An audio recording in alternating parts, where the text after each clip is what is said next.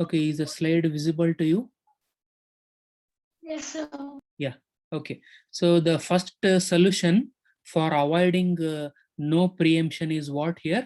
If any process is requesting for some resource, and if it is holding than another resource, then what happens?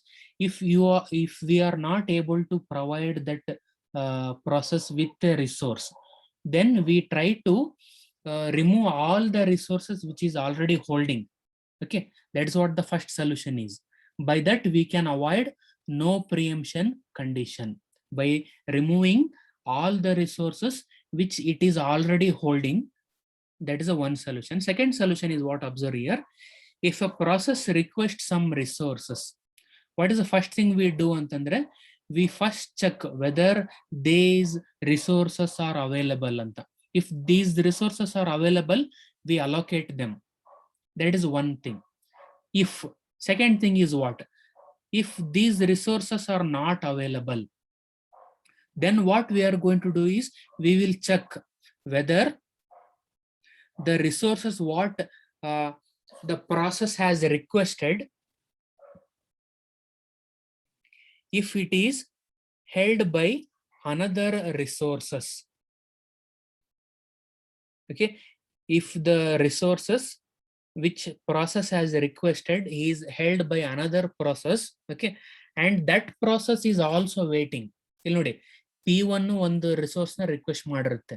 Okay, ಆ resource ಇನ್ನೊಂದು process say P2 is holding that particular process.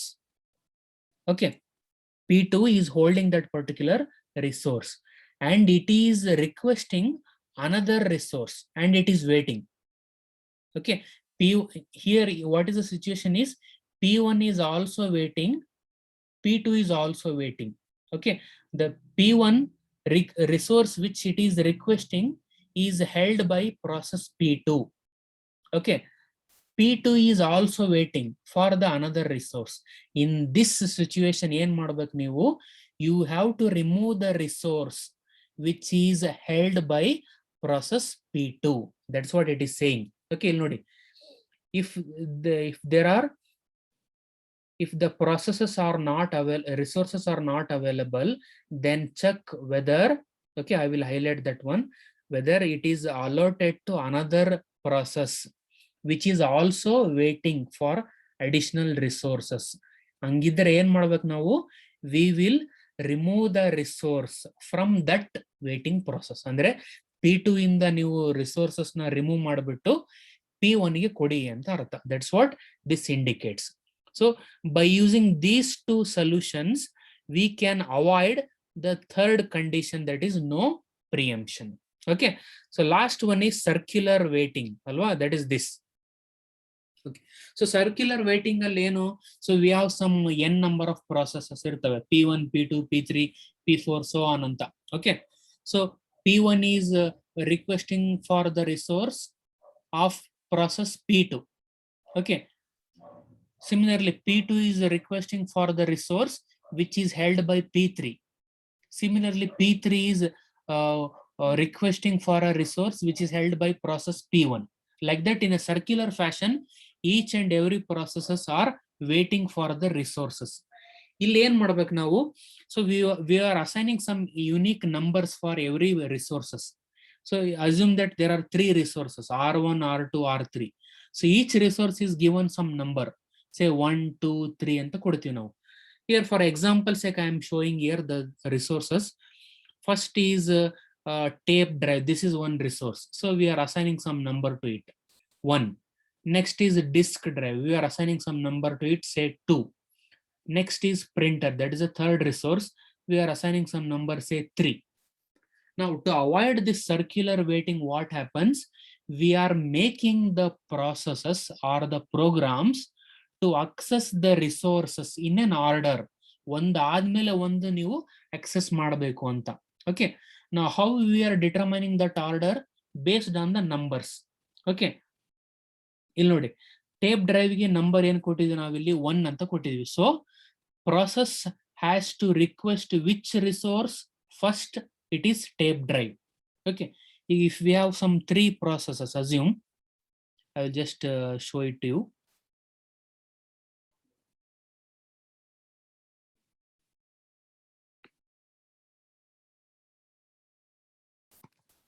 So assume we have P1, P2, and P3 resources. Okay. So first P1 resource process has to access resource tape drive. Okay, that's what it is given. So once the process P1 releases that particular resource, then process P2 is allowed to access the tape drive, and process P1 is allowed to access the next, that is disk drive. That's what that indicates. Okay. So when observe this, when process P1 is holding the tape drive, process P2 cannot be given disk drive. That is what that indicates. Okay.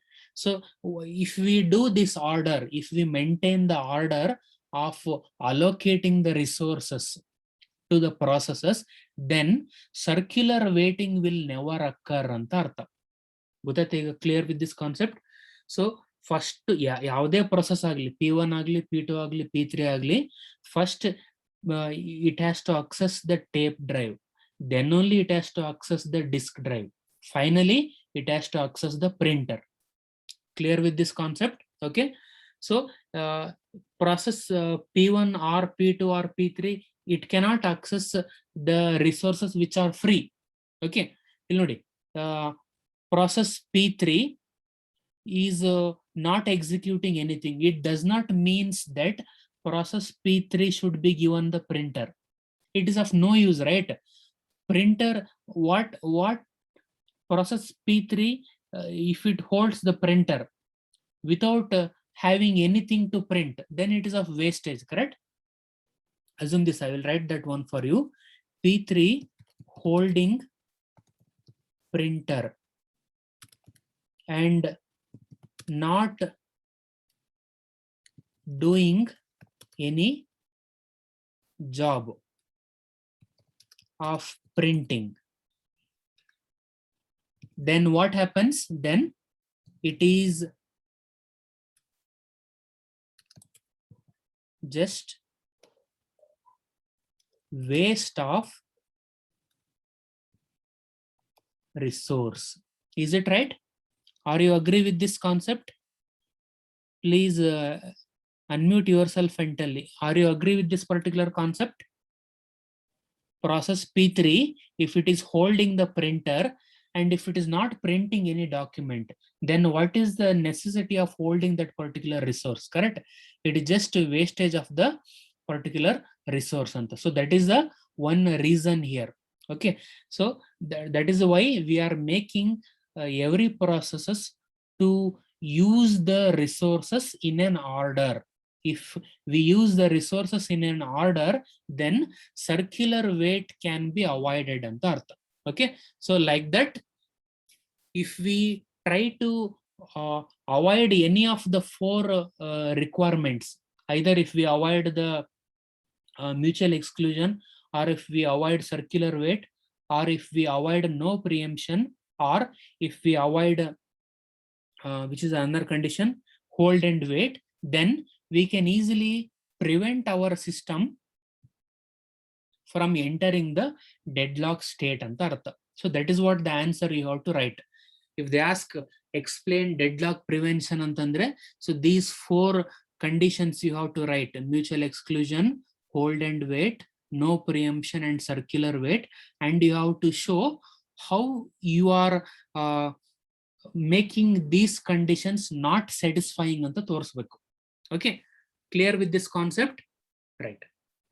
So let's end the today's session. So thank you for joining the today's session.